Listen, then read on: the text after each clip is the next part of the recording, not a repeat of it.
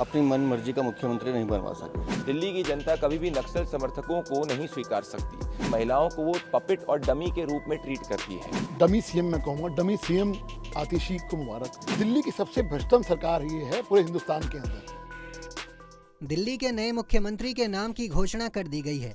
अरविंद केजरीवाल के इस्तीफे के बाद आतिशी अब उनकी जगह लेंगी। वहीं अरविंद केजरीवाल आज उपराज्यपाल वीके सक्सेना से मिलकर अपना इस्तीफा सौंप सकते हैं। आपको बता दें कि अरविंद केजरीवाल मंगलवार शाम 4:30 बजे दिल्ली के उपराज्यपाल वीके सक्सेना से मुलाकात कर सकते हैं। अरविंद केजरीवाल ने 15 सितंबर दिन रविवार को सीएम पद से इस्तीफे का ऐलान किया था।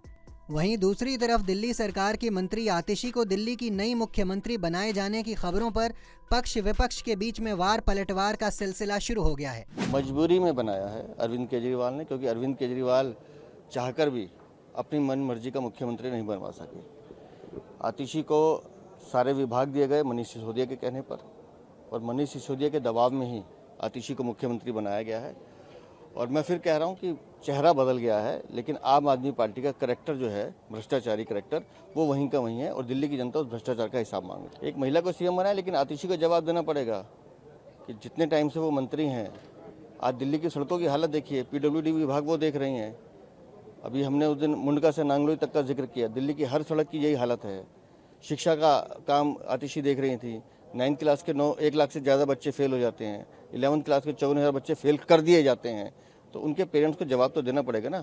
इनका करैक्टर वही है, भ्रष्टाचार, और भ्रष्टाचार का हिसाब चाहे आतिशी हो, चाहे अरविंद केजरीवाल हो, या मनीष सिसोदिया हो, इन सबको देना पड़ेगा। इससे ये चीज़ समझ में आती है कि आम आदमी पार्टी एक ऐसे व्यक्ति का समर्थन करती है जिनके परिवार ने अफजल गुरु की फांसी को रुकवाने का काम किया था। दिल्ली की जनता कभी भी नक्सल समर्थकों को नहीं स्वीकार सकती।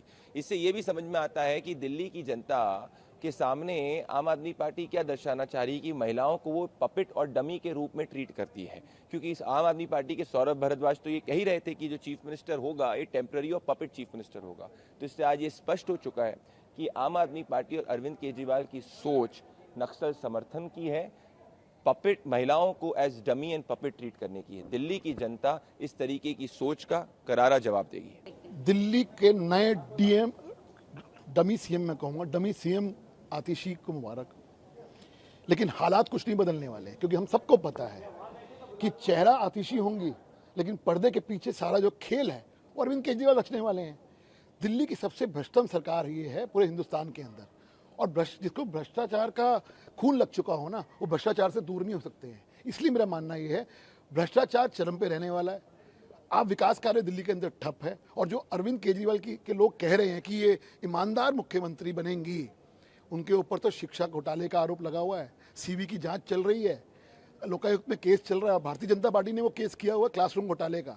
तो शिक्षा का हो, चाहे कोई मामला हो, चाहे बस घोटाला हो, तमाम तरह के ऐसे हर महकमे के अंदर भ्रष्टाचार है। ये भ्रष्टाचार में लिप्त वो सरकार है। समय आ गया है कि अब चूंकि अब आतिशी मुख्यमंत्री बन गई हैं, रिकमेंड करें चुनाव जल्दी हो जाए। खुद कहती हैं कि दिल्ली में जल्दी चुनाव होने चाहिए, तो रिकमेंड कर दें, चुनौती देता हूँ, कर दें। ऐसे ही खबरों के लिए देखते रहें punjabkesari.com। साथ ही कमेंट सेक्शन में अपनी राय जरूर दें।